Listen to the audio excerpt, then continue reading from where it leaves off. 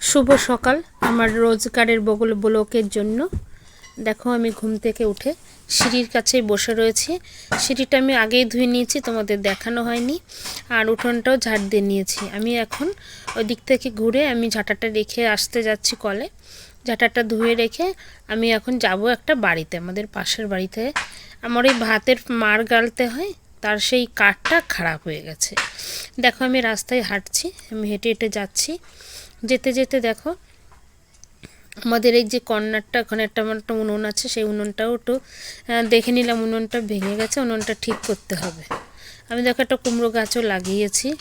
হ্যাঁ দেখো আমাদের উঠোনের অবস্থা, আমাদের ঘর বাড়ি সবই এরকমই।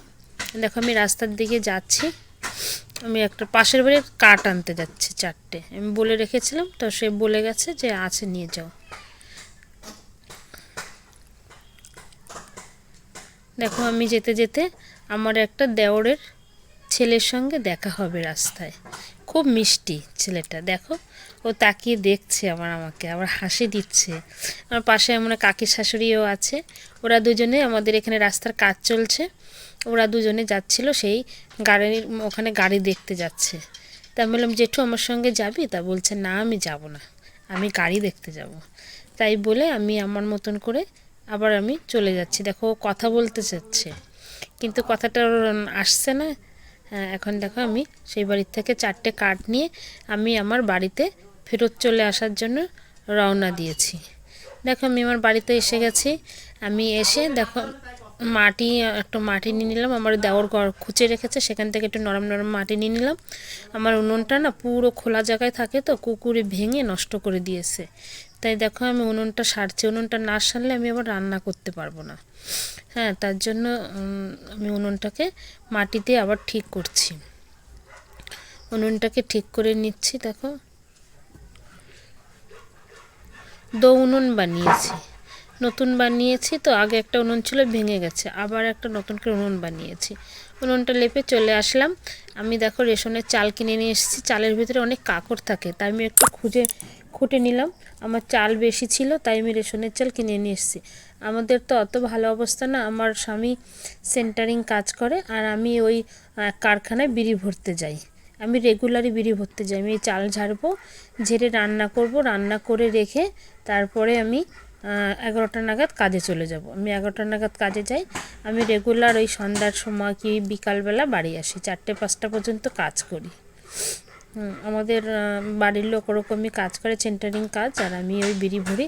এইভাবেই আমাদের সংসার চলে। আমার 2টো মেয়ে আছে, তাদের পড়াশোনা করাতে হবে। তো প্লিজ তোমরা আমার চ্যানেলটা সাবস্ক্রাইব করো। দেখো আমি লাউ কেটে নিচ্ছি, নিরামিষ রান্না করব বলে লাউ কেটে নিলাম। দেখো যে রান্না করব, লাউ রান্না করব।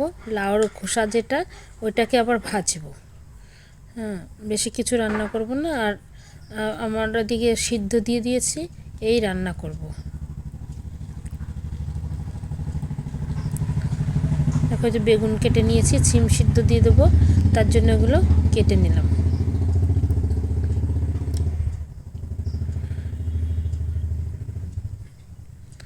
দেখো আমি লার খোসাগুলো একটু কুচিয়ে নিচ্ছি, লার খোসাটাও ওর সঙ্গে ভেজে নেব।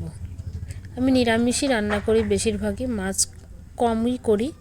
হ্যাঁ তার জন্য আমি লাউ দিয়ে নিরামিষ করছি। খোসাটা আবার ফেলে দেবো, খোসাটাও রান্না করে নিলাম।